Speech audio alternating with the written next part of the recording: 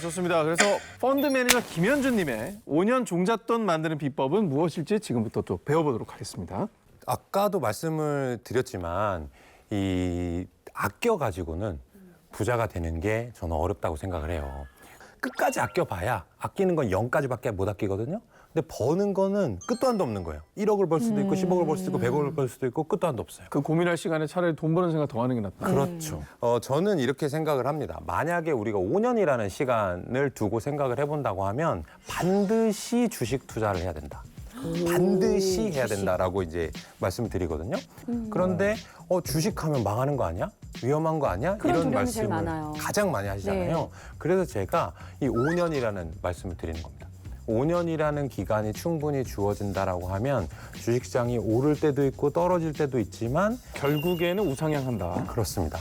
이제 김경필 트레이너님 말씀대로 2천만 원씩 5년을 아끼면 1억을 벌 수 있죠. 그런데 주식시장의 전체 평균만큼만 수익을 내서 5년이 지나고 나면 그 돈이 1억이 불어나거든요. 그럼 나는 2천만 원을 아끼지 않아도 됩니다. 긴 기간이 있고 여유 자금이 있다면 저는 반드시 주식 투자를 해야 된다고 생각합니다.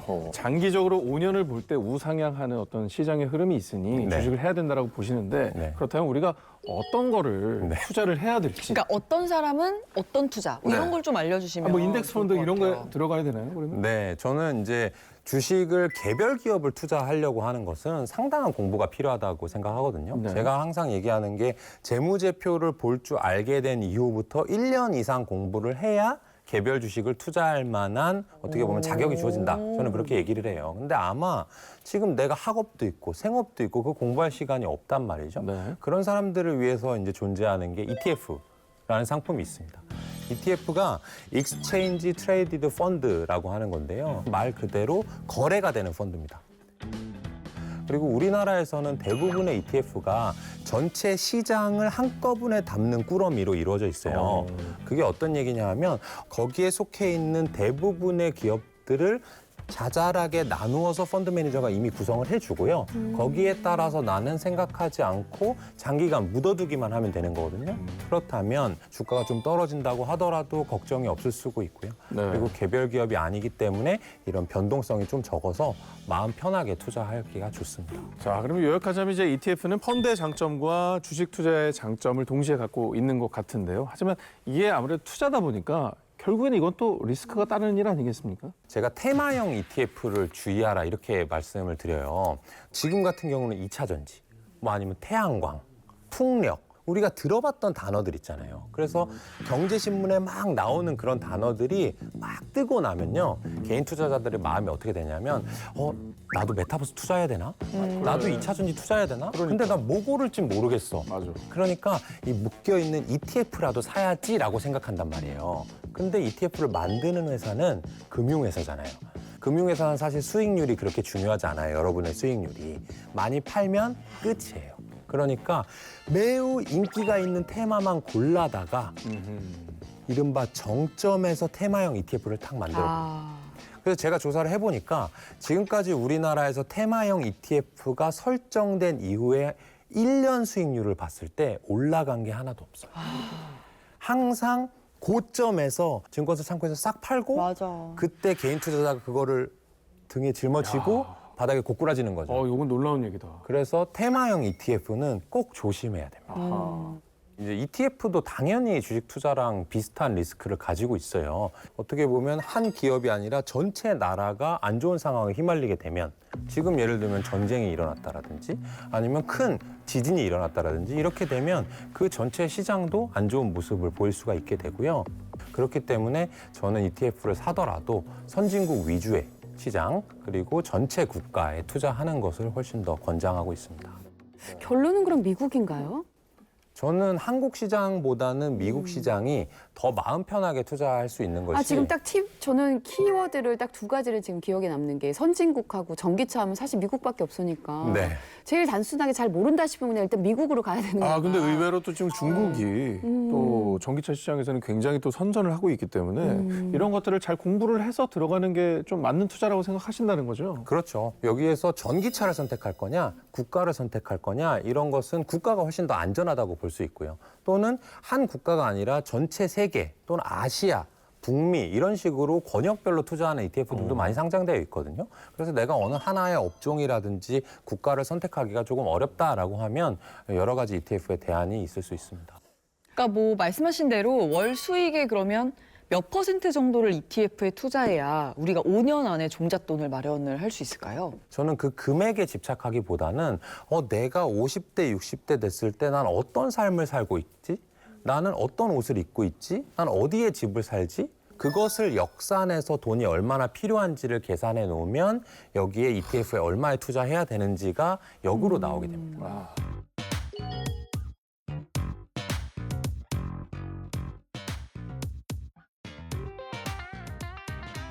자, 말씀하신 방법으로 좋습니다. 소비를 줄이거나 적절한 투자로 종잣돈을 어느 정도 만들었다는 가정하에 이제는 본격적으로 이 돈을 어떻게 불리느냐.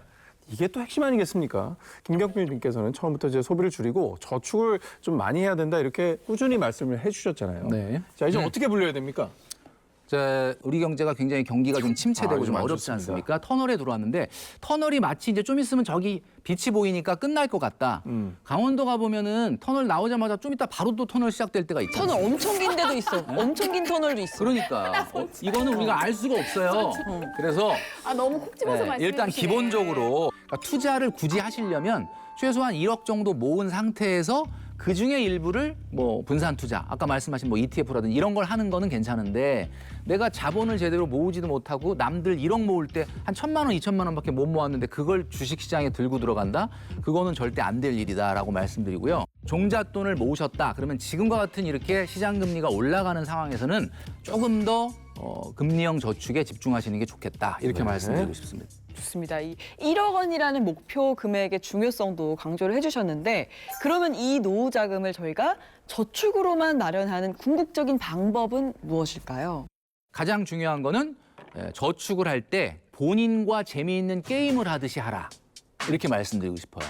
예를 들어서. 예를 들면 이번에 나도 새롭게 적금을 하나 들고 그 적금을 들어서 1억을 모은 다음에 1억 모은 나한테 보상으로 해외여행을 가겠다. 근데 어디로 가느냐? 북중미 월드컵이 2026년 6월 11일 날 개막을 하는데 네네. 제가 6월 11일 날 만기 1억을 타는 적금을 했어요. 오. 그래서 이 3년 만에 한 달에 264만 원씩 지금 힘들어 죽겠는데 네네. 적금을 하고 있거든요. 그러면은 이 적금 3년 후에 1억을 탄 나에게 보상으로 이제 북중미 월드컵을 보러 가겠다. 이강인 선수가 골 넣는 걸 직관하겠다. 요런 지금 약속을 했거든요. 예, 예.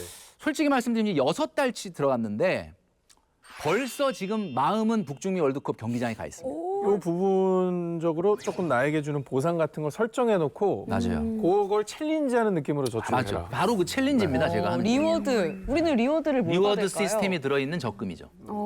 근데 우리는 리워드부터 생각을 해, 그죠?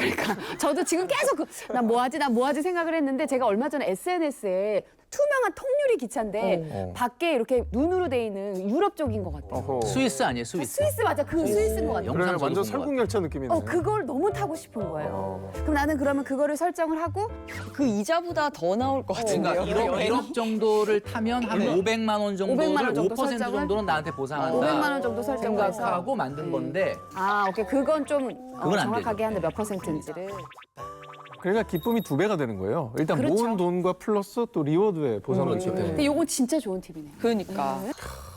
근데 이게 사람들이 리워드도 뭐 여러 가지 좋은 얘기가 많지만 적금을 그래도 못 드는 이유가 사실 해지하기가 좀 쉽지가 않잖아요. 그리고 금리가 높지 않다면 더더욱 내가 이거 적금 넣어서 뭐 하나 이런 생각을 하다 보니까 사실 저 같은 경우도 적금보다는 약간 뭐 요즘은 CMA, 뭐 파킹 통장 이런 게 많아가지고 좀 그런 걸 선호하게 되는데 네. 이 중에서 제일 추천하는 상품이 혹시 있으실까요? 뭐 MMT 뭐 이런 요즘 것도 뭐 있고. 되게 굉장히 많아요. 복잡한 네. 게 많아요. 뭐 MMF, CMA 굉장히 많은데 뭐 RP형도 있고 그다음에 요즘은 파킹 통장에 네. 굉장히 다양한 금융 어떻게 보면 초단기 금융 상품들이 나와 있는데 사실 이런 것들은요.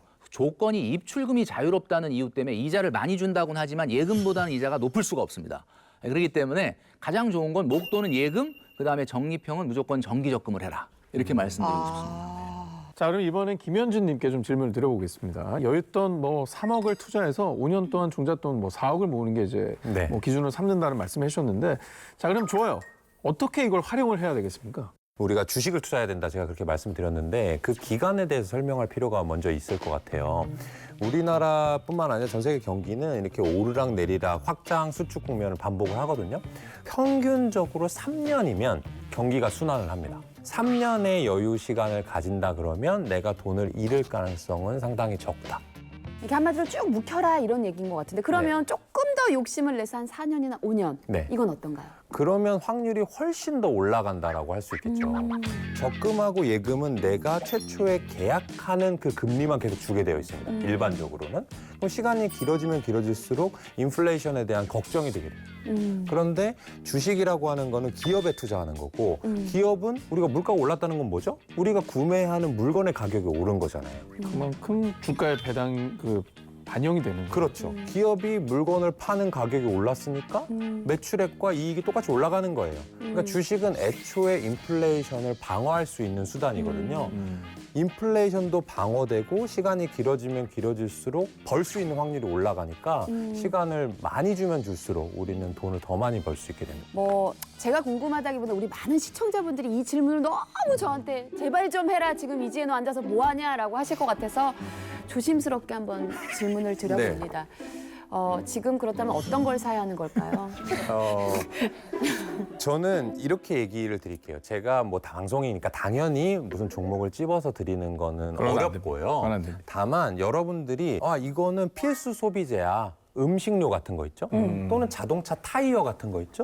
그런 것들은 안전해 보이잖아요. 네, 네. 꾸준히 판매되니까. 네, 네. 이거는 경기가 침체됐을 때도 별로 위기를 안 겪어요. 그런 거를 투자하면 안 돼요. 그러니까 너무 안전해 보이는 거는 나중에 경기가 안 좋아졌을 된다. 때도 큰 차이가 없으니까. 그렇죠. 안 된다. 그럼 요거는 반대로 잠깐만. 가야죠. 경기가 화랑기가 되고 확장기가 되면 그들은 여전히 꾸준히 팔고 있기 때문에 변화가 없어. 주가가 오르지 않아요. 떨어지지 않았기 때문에. 지금 투자를 하신다면 매우 위험한 거 같은 거. 나중에 돈 벌면 이거 사고 싶은 거 있잖아요. 돈 벌면 사고 싶은 거? 돈 벌면 사고 싶은 거. 그때 선생님, 물건이 많이 팔릴 선생님은 거. 돈 벌면 뭘 사고 싶으신가요? 저 같은 경우는 예를 들면 거의 저기 입을 아래 벌리고 있거든요, 지금. 저는 말씀을 너무 지금 잘해주셔서 사실 김현준 선생님한테 지금 푹 빠져갖고 듣고 있는데 옆에 김경필 선생님 표정을 보니까 또 이렇게 홍군형 내는 한마디 하실까봐 너무 어떤 얘기를 하실지가 궁금합니다. 어떻게 생각하시나요? 지난 10년간 코스피 시장에서 우량주로 평가받는 10개 종목이 있었습니다. 2013년 11월 종가 기준으로 이 10개 회사는 여러분들이 이름만 대면 다 아는 S전자, 뭐 예를 들면 그 포 이렇게 해서 쭉 나오는 그런 기업들이에요. 자, 이런 기업들의 지금 10월 달 기준으로 23년도 종가를 제가 봤는데 10개 중에 인플레이션을 걷어내니까 플러스는 딱 2개밖에 없습니다. 1년 투자가 아니고요. 10년 투자예요. 10년 투자. 그러니까 주식을 권유하는 분들이 우리 시청자분들에게 하는 말이 있거든요. 앞으로 주가 어떻게 될 것 같냐? 그러면 둘 중에 하나입니다. 오르든지 아니면 조금 있다 오른다. 이거거든요. 사실 일반인들이 주식시장에서 의미 있는 성과를 낸다는 거 굉장히 어렵습니다. 그래서 제가 해외 주식을 오늘 소개를 더 해드리고 싶어요. 제가 이거를 예를 들면 아마 이해가 되실 겁니다. 우리나라에 이제 몇 년 들어온 그 S버거, 이 성능 버거 있죠? 네네. 성능버거. 네, 성능 버거. S버거가 상장 기업이거든요.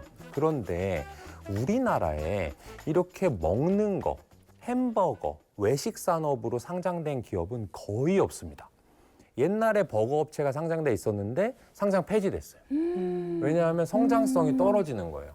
우리나라에서 성장성이 왜 떨어지느냐? 삼면이 바다로 막혀 있죠. 위에는 지금 휴전선으로 막혀 있죠. 거의 섬나라죠. 그러니까 꾸준히 성장한다는 게 상당히 어려워요. 그런데 이 S버거 같은 경우는 예를 들면 미국 서부에서 한번 발명을 했어요. 레시피를 그대로 가지고 동부까지 가는데 한 2, 3년 걸립니다.